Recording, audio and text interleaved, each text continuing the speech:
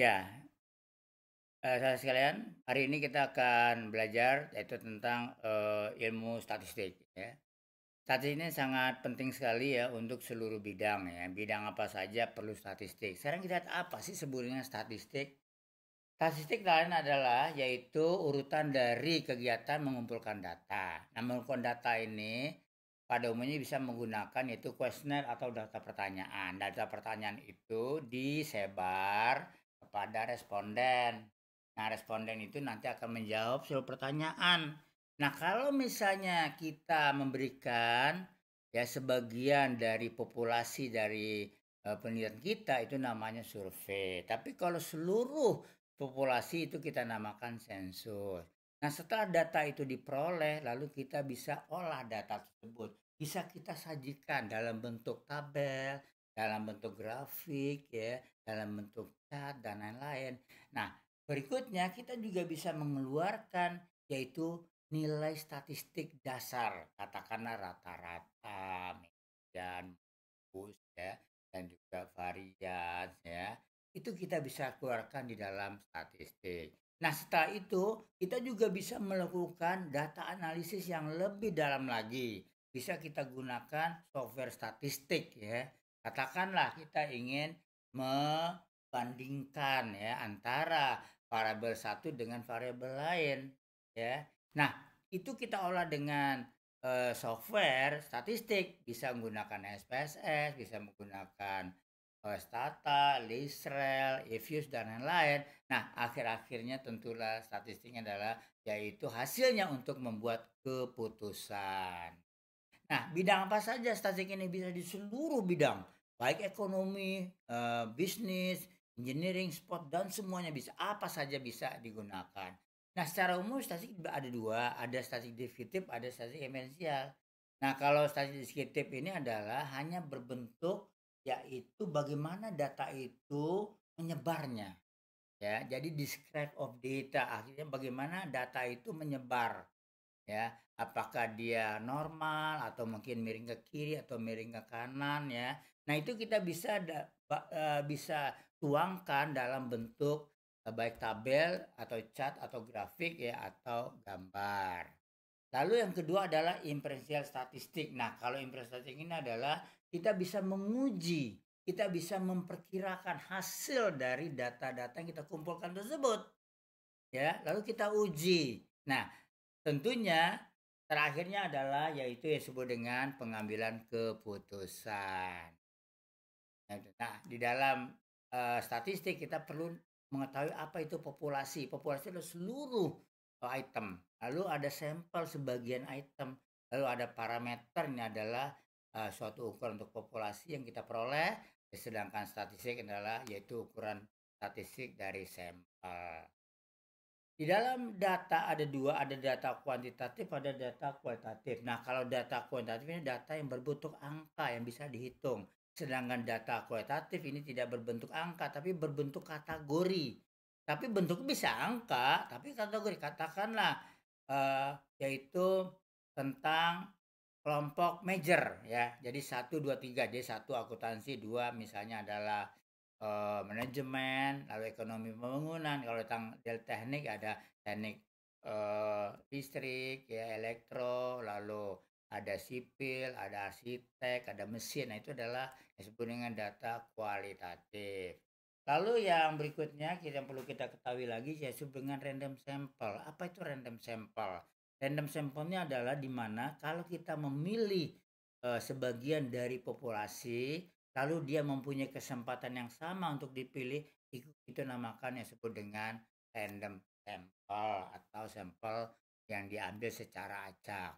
Nah, bagaimana di dalam mengolah datanya? Tentunya saking atau karena sangat sulit, makanya kita biasa gunakan software.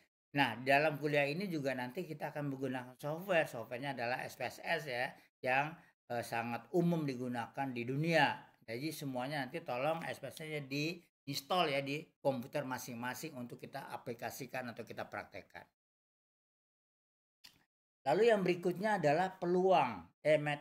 Bukan peluang, metode sharing data ini adalah yaitu data yang kita hitung dalam bentuk statistik dasar. Apa saja ya dalam statistik dasar itu?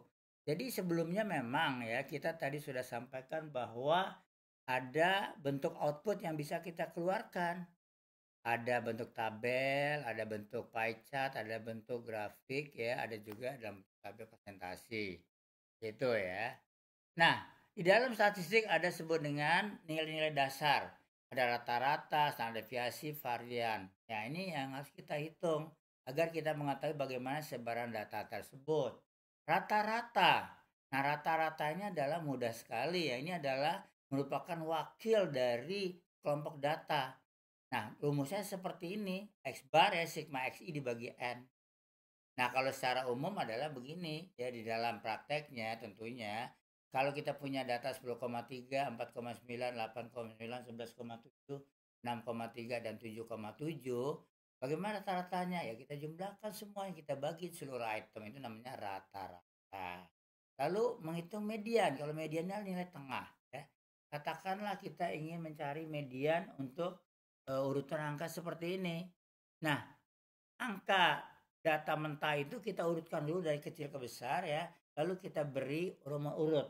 Nah, nomor urut ini yang kita lihat mana yang nomor paling tengah. Nah, itu disebut dengan median ya. Lalu berikutnya adalah mode. Mode itu adalah suatu nilai yang sangat sering muncul. Ya, katakanlah seperti data ini.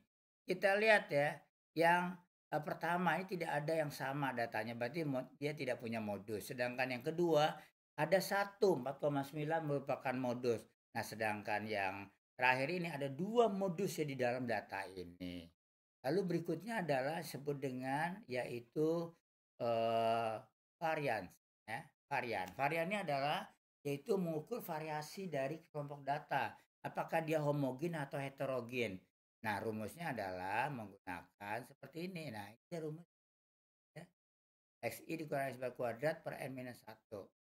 Kalau dalam prakteknya ada seperti ini.